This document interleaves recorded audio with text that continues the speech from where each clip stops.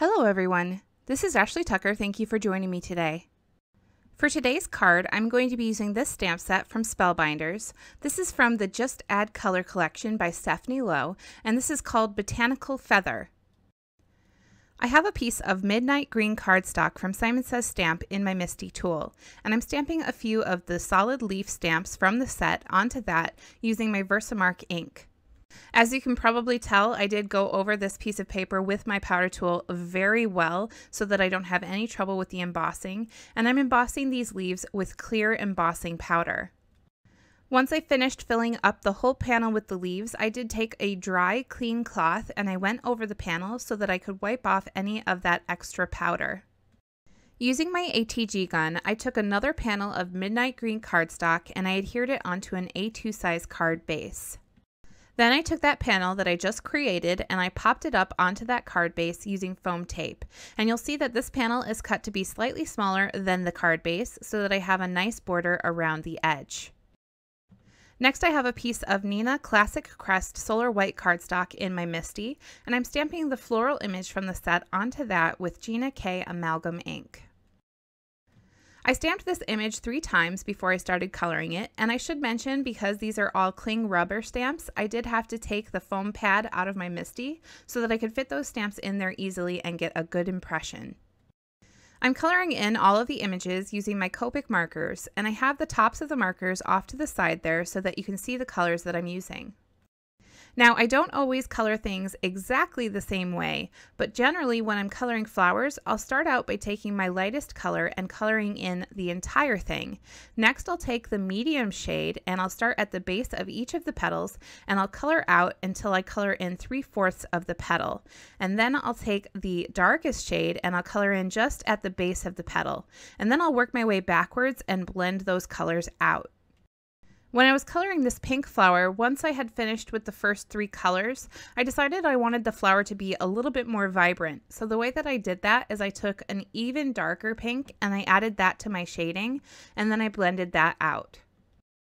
I colored the second pink flower the same way that I colored the first large flower, but for this last large pink flower, I decided I wanted to change things up and I just got rid of that lightest color that I used on the other ones, and I started with the RV13 instead.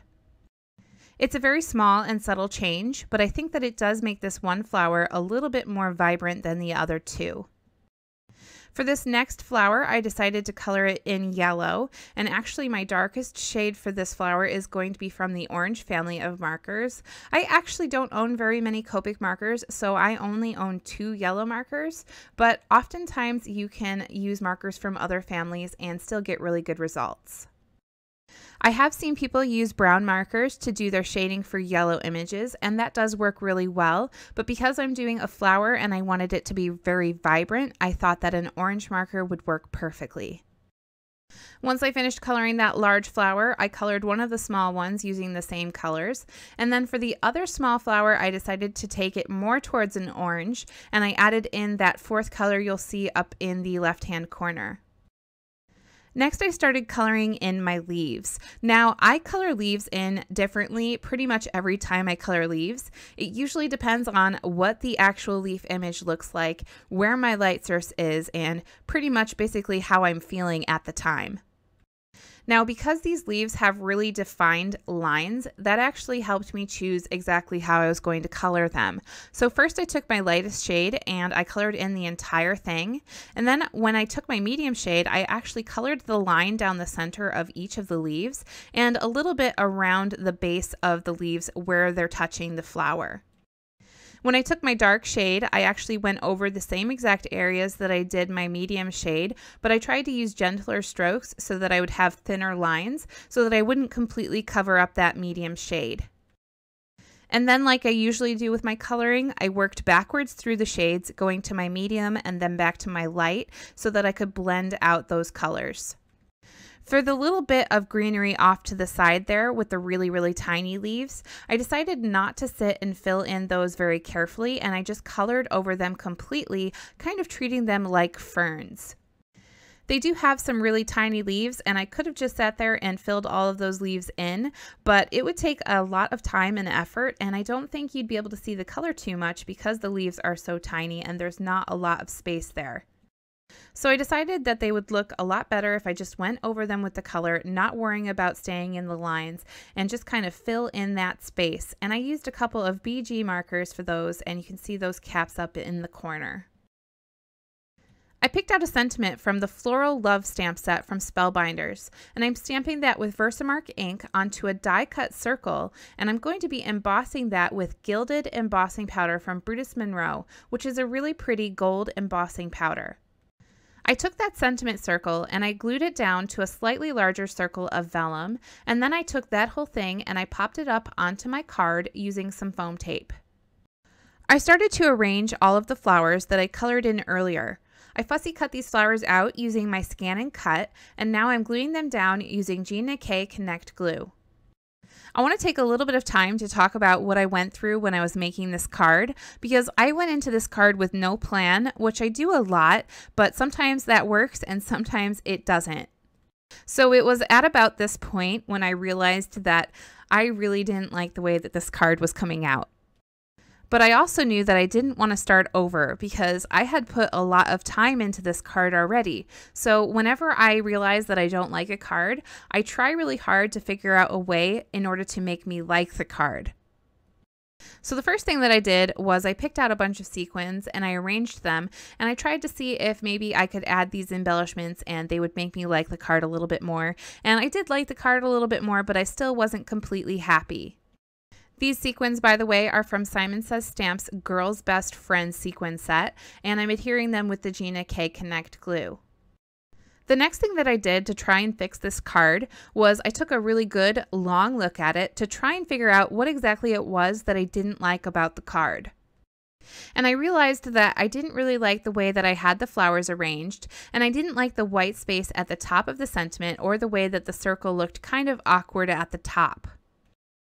So the way that I decided to fix that was by stamping another one of those floral images and coloring it in, and then I cut it into 3 pieces and arranged those pieces around the top of the circle. I'm really glad that I decided to do this because I actually loved the card much more after I did this.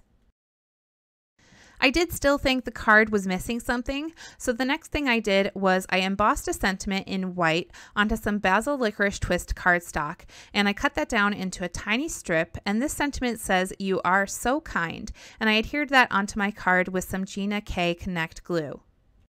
This sentiment, by the way, comes from Simon Says Stamp's Tiny Words stamp set, which I think is a really great stamp set to have. Alright, so I was getting happier with this card, but I was still thinking that there was a little bit too much white space above that thank you in that white circle. So in order to kind of fix that, I took this gold marker from Pilot and I added some dashed lines around the top edge of that white circle. And this was the icing on the cake. I was so happy after I did that. I don't know what it is about those dashed lines, but they just kind of brought the whole design together. To finish up the card, I took my Wink of Stella glitter brush and I went over that tiny sentiment strip, and I also very randomly added it to the petals of the flowers. After that, this card was all done. Thank you so much for watching today. I hope you really enjoyed this card design featuring some products from Spellbinders and kind of seeing how I work through some of the problems that I have when I'm making a card. All of the products that I used in today's card design can be found in the description down below. If you're new to my channel and you enjoyed watching, don't forget to hit that subscribe button. I'm going to be back with another card video really soon. Again, thank you for watching. I appreciate all of you and I hope you have a good day today.